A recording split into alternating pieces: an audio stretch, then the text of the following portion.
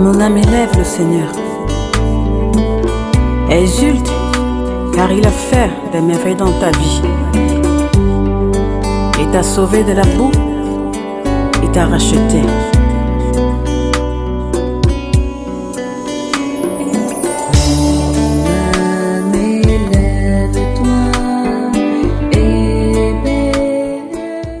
Chers amis, bonjour, je viens de se retrouver ce jour de la 100.3, nous sommes le 12 octobre 2020 et il est 8h00 dans le studio de Christ Radio et nous sommes ensemble donc dans notre enseignement comme d'habitude et nous continuons avec notre épître aux Galates, puisqu'on a vu alors Galates chapitre 1 et 2, je crois que chacun d'entre nous on est clair sur ces passages.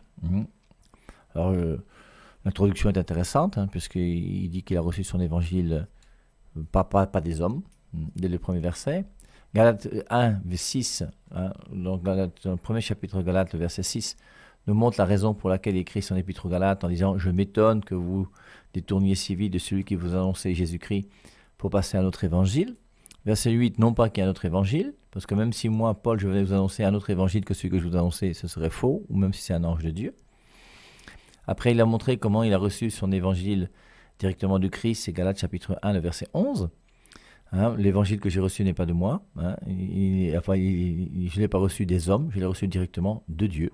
Et c'est Dieu lui-même qui lui a révélé ce qu'il devait annoncer. Il est parti l'annoncer à droite et à gauche.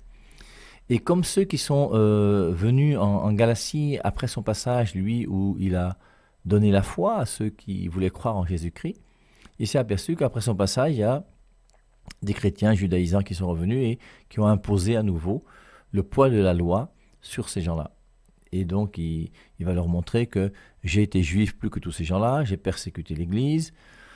Mon évangile, ensuite, je suis allé mettre les choses au clair avec Pierre, Jacques et Jean, puisque je suis allé, Galates 2, de peur d'avoir couru en vain, je suis allé exposer mon évangile à Pierre, Jacques et Jean, les colonnes de l'Église. Ensuite, après ça, il montre comment il a repris même Pierre, parce que Pierre se comportait mal, donc pour montrer que du côté de la rigueur, il est quand même droit. Et donc, aux Galates, maintenant nous sommes au chapitre 3, et aux Galates sans cervelle, aux Galates ensorcelés, aux Galates insensés. Et donc, il va commencer maintenant à essayer de justifier autant qu'il peut la différence qu'il y a entre la foi et la loi. Je crois que c'est un petit peu ça qui sont les chapitres qui suivent, pour essayer de nous faire comprendre qu'il ne faut pas être des chrétiens sans cervelle. Comment ont-ils pu vous fasciner alors qu'on vous avait mis sous les yeux Jésus crucifié? Alors, il montre bien qu'une fois qu'on a eu Jésus crucifié, comment est-ce qu'on peut revenir à quelque chose d'autre? Quelqu'un qui a rencontré Jésus-Christ, peut-il adorer d'autres dieux? Quelqu'un qui a rencontré Jésus-Christ, peut-il commencer à faire autre chose que parce que Jésus-Christ lui demande?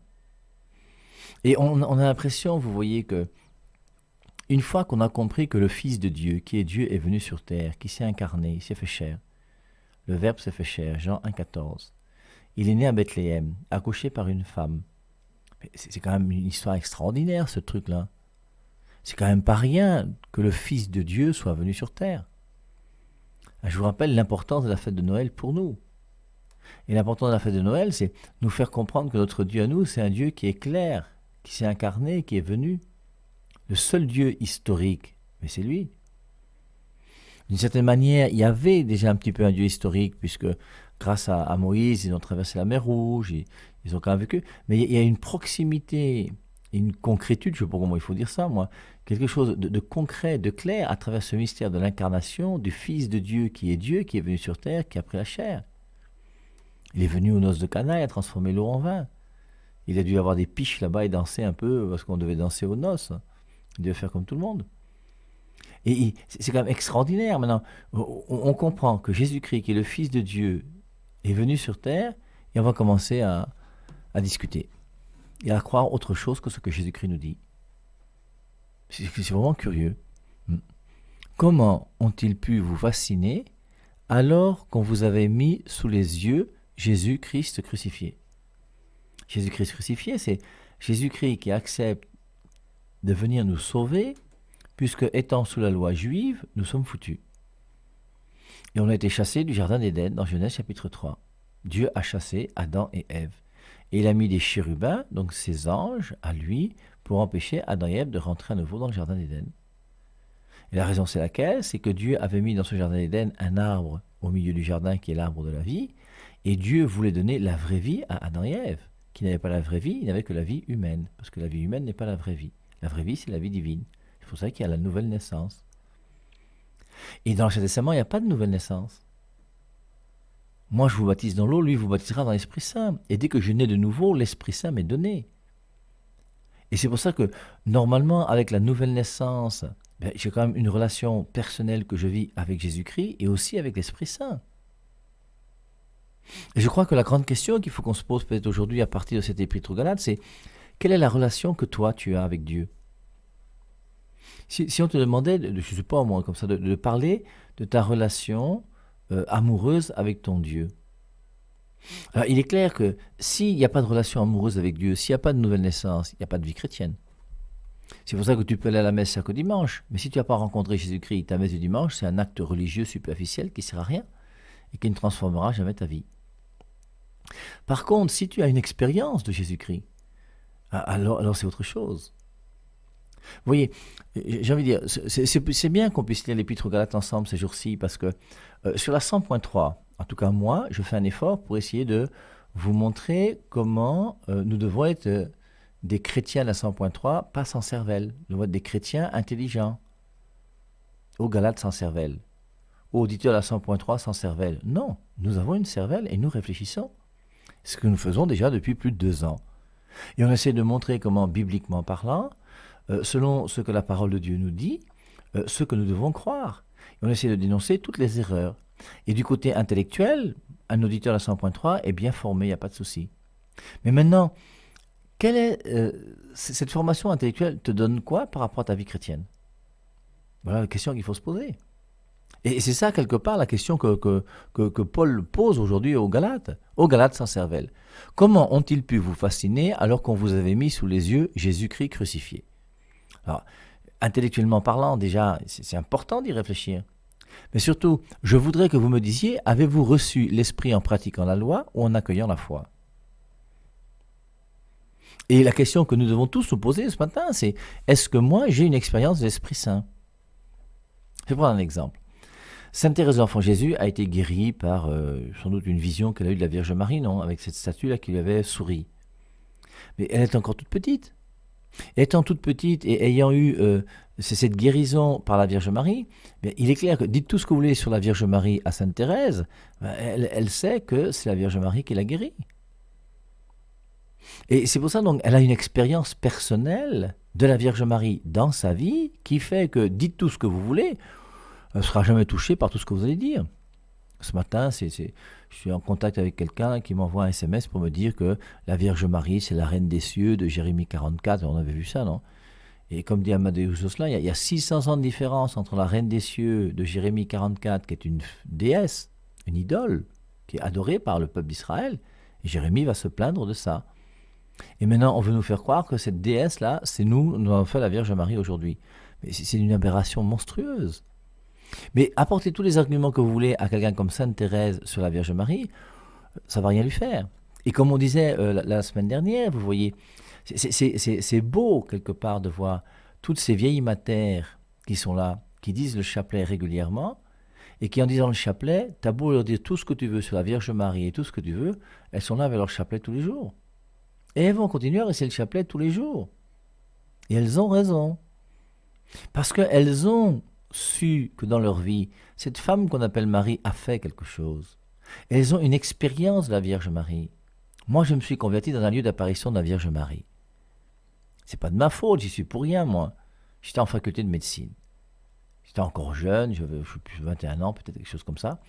Et puis, je suis allé en pèlerinage, et du jour au lendemain, je me suis converti à cause de ce lieu d'apparition de la Vierge Marie. Parlez-moi de la Vierge Marie autant que vous voulez. Moi, je sais que ma vocation vient d'elle. J'ai une expérience personnelle avec Marie. Et cette expérience personnelle que je vis avec Marie, dites tout ce que vous voulez. Ça ne va pas toucher ma relation avec Marie. Quand on a une relation personnelle avec une personne,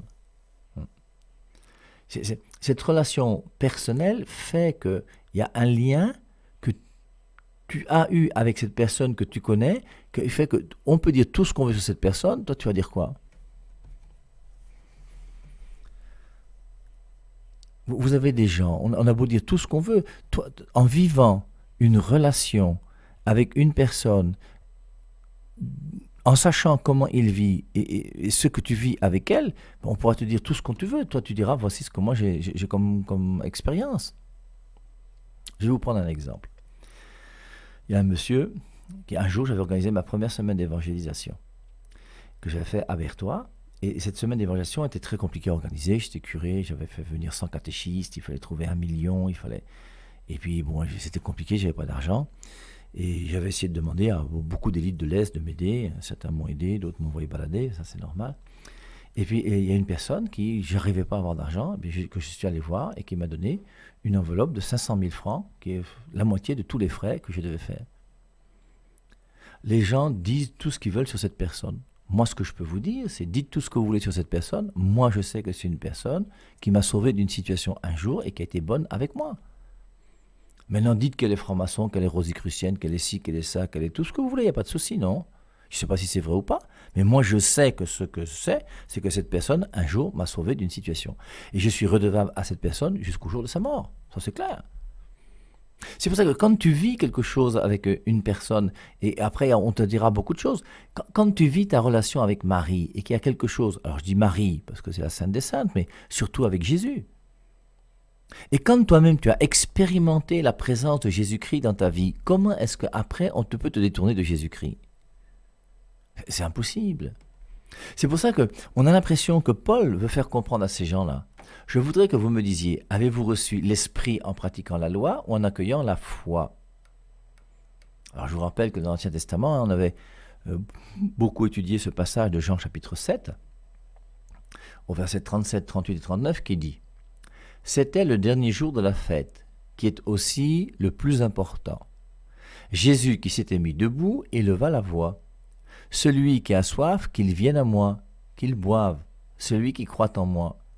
L'Écriture l'a dit, des fleuves d'eau vive jailliront de son sein. » Verset 39. Quand Jésus disait cela, il pensait à l'esprit que devaient recevoir ceux qui croient en lui. À ce moment-là, on n'avait pas encore l'esprit, puisque Jésus n'était pas encore entré dans sa gloire. Donc il a d'abord fallu que le Christ entre dans sa gloire pour que l'Esprit Saint soit donné aux hommes.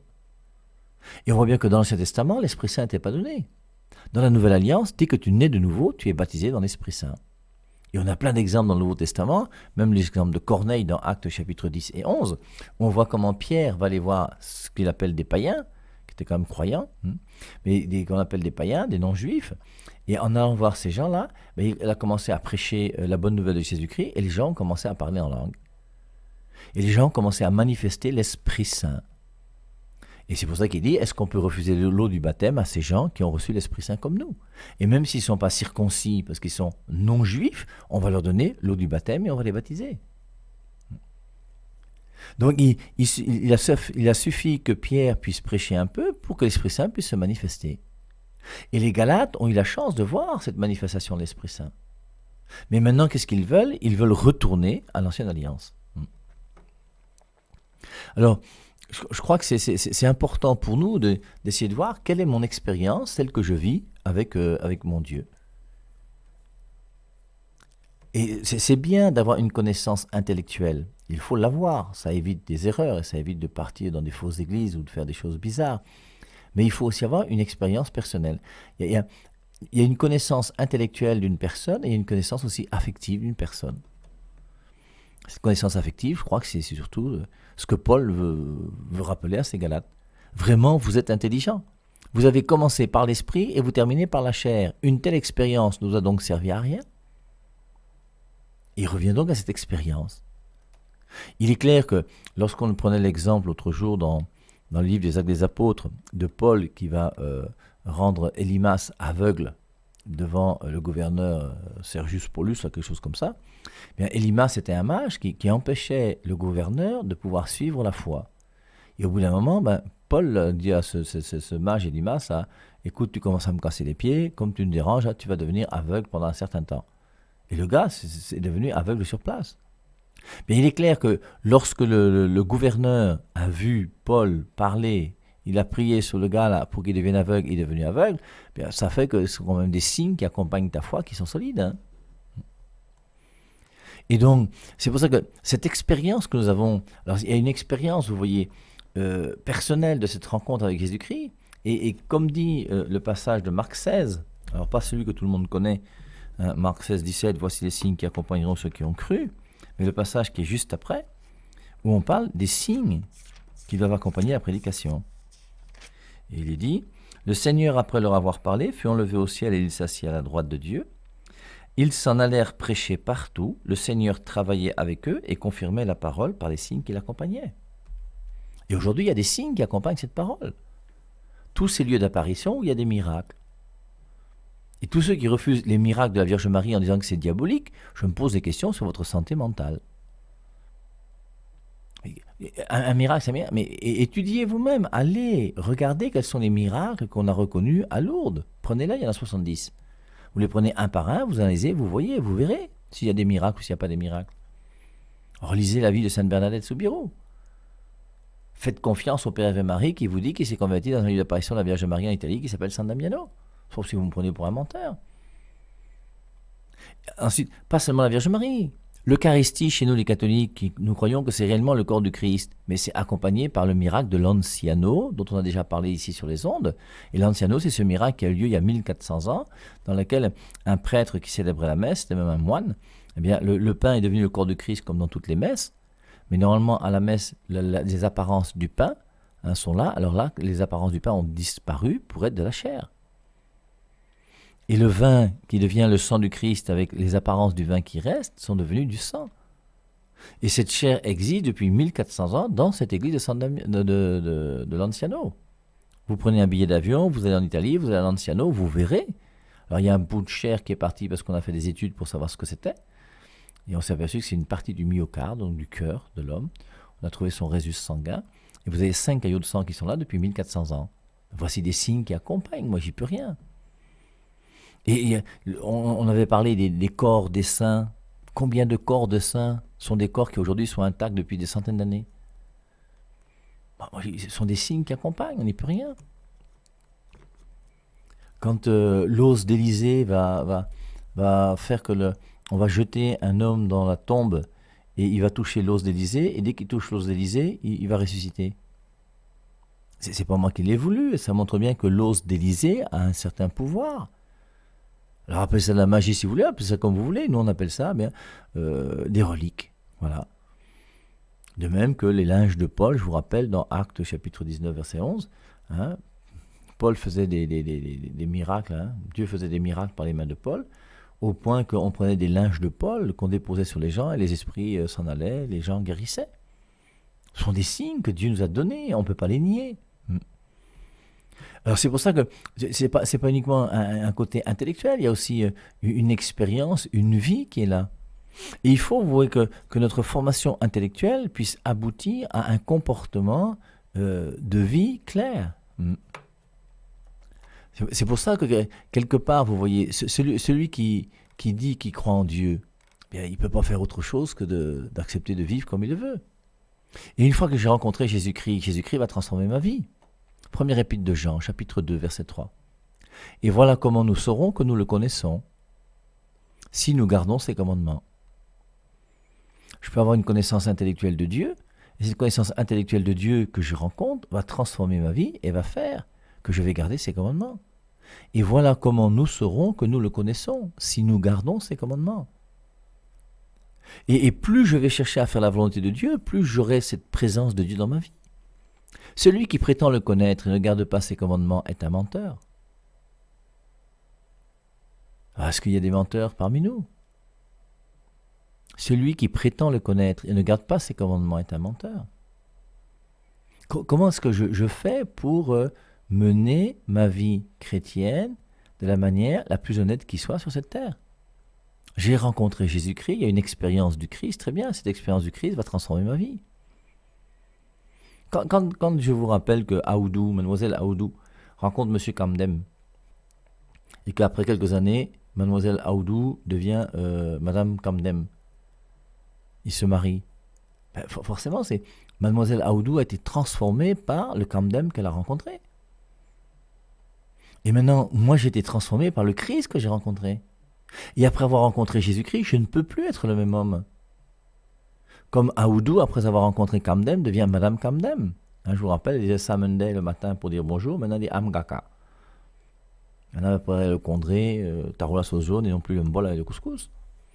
Et c'est pour ça que notre vie est transformée. Et notre vie est transformée par ce Jésus-Christ. Et est-ce que ce Jésus-Christ que nous avons rencontré a réellement transformé ma vie? Normalement, il y a un avant et un après Jésus-Christ. Avant Jésus-Christ, je vivais comme je pouvais. Et après Jésus-Christ, je suis converti. Et ce Jésus-Christ que j'ai rencontré va justement faire que, à cause de ma rencontre que j'ai faite avec lui et de la lumière que Dieu va apporter dans ma vie, la lumière qu'il m'apporte fait que je vais regarder mon passé à la lumière de la parole de Dieu, qui est la vérité, et je vais demander pardon pour le mal que j'ai fait, ce qu'on appelle la repentance. Et je me repens pour le mal que j'ai fait. Je demande pardon pour le mal que j'ai fait. Et maintenant, qu'est-ce que je fais? Par rapport à l'avenir, je me convertis. La repentance regarde mon passé et la conversion regarde mon avenir. Et par rapport à ce que je veux vivre aujourd'hui, ce que je vais vivre demain et jusqu'au jour de ma mort, je veux me convertir toujours davantage pour obéir à la volonté de Dieu sur moi, pour mettre sa parole en pratique dans ma vie. Donc, après, il y a un autre passage dans la première épître de Jean, chapitre 2 aussi, que j'aime beaucoup, c'est le verset 26. « Je vous écris cela, pensant à ceux qui veulent vous égarer. » Saint Jean dit bien, « Je vous écris cela, pensant à ceux qui veulent vous égarer. » Donc, par rapport aux fausses doctrines, il ne donne pas la théorie du Père Marie, distinguer Bible, parole de Dieu, tout ça, etc. D'ailleurs, à son époque, il ne pouvait pas le faire parce que la Bible n'existait pas. La Bible a existé après la mort de Saint Jean. C'est 300 ans après la mort de Saint Jean qu'on a eu la première Bible au monde. Je vous écris cela pensant à ceux qui veulent vous égarer. Puisque l'onction que vous avez reçue de lui demeure en vous, vous n'avez pas besoin qu'on vienne vous enseigner. C'est très joli comme texte.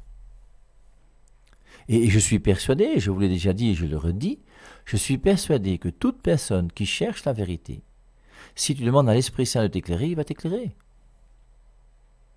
Et l'Esprit Saint ne peut pas t'envoyer chez les témoins de Jéhovah, c'est impossible.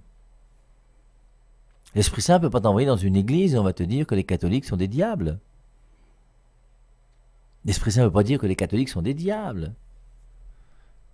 Et au bout d'un moment, c'est toujours la même question, je vous rappelle, c'est comment se fait-il que quelqu'un qui dit prier et avoir l'Esprit Saint peut affirmer que Jésus-Christ avait des frères et des sœurs, que Joseph et Marie ont sexé ensemble, que je ne sais pas quoi, toutes ces bêtises qu'on raconte, qui ne sont plus la parole de Dieu.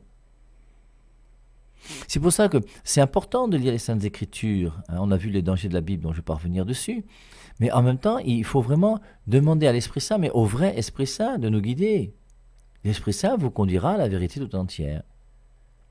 Et je suis persuadé que, comme dit Saint Jean, 1 épître de Jean, chapitre 2, verset 26, « Je vous écris cela, pensant à ceux qui veulent vous égarer. Puisque l'onction que vous avez reçue de lui demeure en vous, vous n'avez pas besoin qu'on vous enseigne. Il vous a donné l'onction et elle vous instruit de tout. Elle est vérité et non mensonge. Donc ce qu'on vous a enseigné, restez-y attachés. » C'est quand même extraordinaire de pouvoir vivre cette relation avec Dieu d'une manière simple et vraie. Mais aujourd'hui, je vous rappelle, les églises dans lesquelles on va trouver l'Esprit Saint, au bout d'un moment, on est un petit peu perdu, non? Quand on a lu la dernière fois le livre de Scott Hahn, Home Sweet Home, de la foi de Luther à la foi de Pierre, on a vu comment il a commencé à assister à la messe. Et en assistant à la messe, le gars a été pris. Il a fait son expérience, il a eu une expérience avec l'Eucharistie. Je vous relis. Après avoir prononcé les paroles de la consécration, le prêtre éleva l'hostie. Je sentis ma dernière parcelle de doute s'évanouir. De tout mon cœur, je murmurais « Mon Seigneur et mon Dieu, c'est vraiment toi. Dans ce cas, je veux la pleine communion avec toi et je ne veux plus rien empêcher. » Il a compris. Il avait déjà célébré dans sa paroisse en tant que pasteur. Il avait tellement insisté sur Jean VI, notamment sur le pain de vie, qu'il avait compris et ils étaient mis d'accord dans sa paroisse pour célébrer la scène chaque dimanche. Et dans cette église protestante de Scott Hahn, il y avait le culte de la scène qui était célébré chaque dimanche. Parce qu'il a compris à partir des Saintes Écritures que c'est important. Celui qui mange ma chair et boit mon sang demeure en moi et moi en lui. Jean 6, 53, celui qui ne mange pas ma chair et qui ne boit pas mon sang n'a pas la vie. Manger sa chair, boire son sang, c'est quelque chose d'important. Et donc, il va célébrer comme pasteur la scène. Il va faire ses recherches comme on l'a vu, et puis au bout d'un moment, il va quand même assister à la messe un jour. Et en assistant à la messe, il va se demander si vraiment ce qu'il fait là, c'est bien, il a même peur. Et il n'osait même pas se mettre à genoux parce qu'il pensait que se mettre à genoux était un péché. Après avoir prononcé les paroles de la consécration, le prêtre éleva l'hostie, je sentis ma dernière parcelle de doute s'évanouir. Il fait l'expérience de l'Eucharistie. De tout mon cœur, je murmurais, mon Seigneur et mon Dieu, comme Thomas. C'est vraiment toi. Dans ce cas, je veux la pleine communion avec toi, je ne veux plus rien empêcher. Alors vous vous rappelez qu'il avait fait une promesse à son épouse en disant en 1985 que je ne me convertirais pas à l'Église catholique avant 1990. Puis je me souviens de ma promesse 1990. Oh oui, il fallait que je me reprenne. J'étais presbytérien, n'est-ce pas? Bon, et sur ce, je quittai la chapelle, ne racontant à personne où j'avais été et ce que j'avais fait. Mais le lendemain, j'étais de retour. Et le jour suivant, et celui d'après. En l'espace d'une semaine ou deux, j'étais pris. Je ne sais comment l'exprimer, mais j'étais tombé éperdument amoureux du Seigneur dans l'Eucharistie. Je ressentais puissamment et de façon personnelle sa présence dans le Saint-Sacrement. Alors que j'étais assis au fond, je commençais à m'agenouiller et à prier avec les autres que je reconnaissais maintenant comme mes frères et sœurs. Je n'étais pas orphelin, j'avais trouvé ma famille, c'était la famille de Dieu. Tout à coup, 1990 me parut terriblement loin. Jour après jour, j'étais témoin de tout le drame de la messe, et je voyais sous mes yeux se renouveler l'alliance. Je savais que le Christ voulait que je le reçoive dans la foi, non seulement de façon spirituelle dans mon cœur, mais physiquement aussi, sur ma langue, le long de ma gorge, et dans tout mon corps et mon âme. L'incarnation, c'était bien pour cela. C'était l'évangile de toute sa plénitude. Chaque jour après la messe, je passais une demi-heure à réciter le chapelet. Je sentais que le Seigneur libérait sa puissance par l'intermédiaire de sa mère devant le Saint-Sacrement. Je le suppliais d'ouvrir mon cœur pour comprendre sa volonté. Et donc, vous voyez, une fois que tu as fait cette expérience avec l'Eucharistie, moi j'ai du mal à comprendre que quelqu'un qui a compris ce qu'est l'Eucharistie, qui a vécu l'Eucharistie, puisse se retrouver dans une église où il n'y a plus d'Eucharistie. J'écoutais l'autre jour, c'est le témoignage d'un catholique qui est devenu protestant. C'est bizarre, c'est très, très bizarre. Pour moi, c'est incompréhensible. Et quand tu as goûté ce que c'est que l'Eucharistie, tu vas te retrouver dans une église où on te dit que c'est un symbole. Je dis, moi, je me rappelle quand j'étais en année sabbatique, je suis pas parti en France, j'ai fait 2 ans en France dans les années 80, peu importe. Et pendant mon année sabbatique, j'étais à Rimont, dans la maison de théologie des frères de Saint-Jean, et je célébrais la messe dans une petite maison qui avait en face de notre monastère, dans un sous-sol où c'est très priant, c'est très joli, c'est très beau. Et en célébrant la messe, là, mais de temps en temps, tu es tellement pris que tu pleures seul.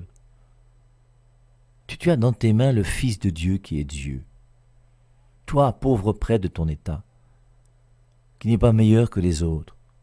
Tu vois l'amour de Dieu d'une manière claire et nette. Tu décides de célébrer la messe à 17h, c'est à 17h qu'il va venir. Tu célèbres à 18h, il va venir à 18h. Tu célèbres à Yaoundé, il vient à Yaoundé. Tu célèbres à Douala, il vient à Douala. Dieu t'obéit quelque part, pauvre prêtre de ton état. Et quand tu comprends cette présence réelle de Dieu dans l'Eucharistie qui est là, mais comment tu ne peux pas Il n'y a plus rien à faire, il n'y a plus rien à dire.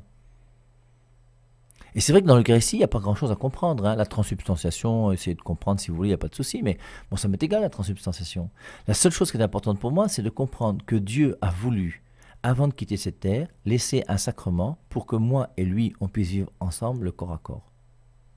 Je le piffe mal, il me y a mot. Et lui et moi, on vit le corps à corps dans l'Eucharistie.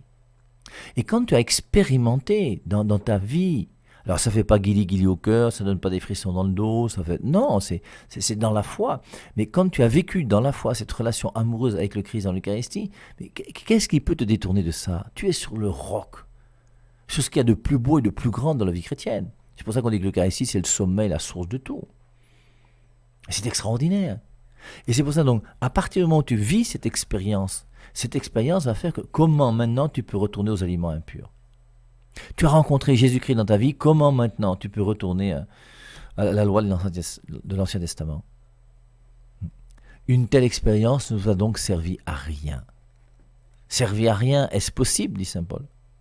Si Dieu vous distribue les dons de l'Esprit, s'il fait pour vous des miracles, qu'est-ce que cela a à voir avec la loi?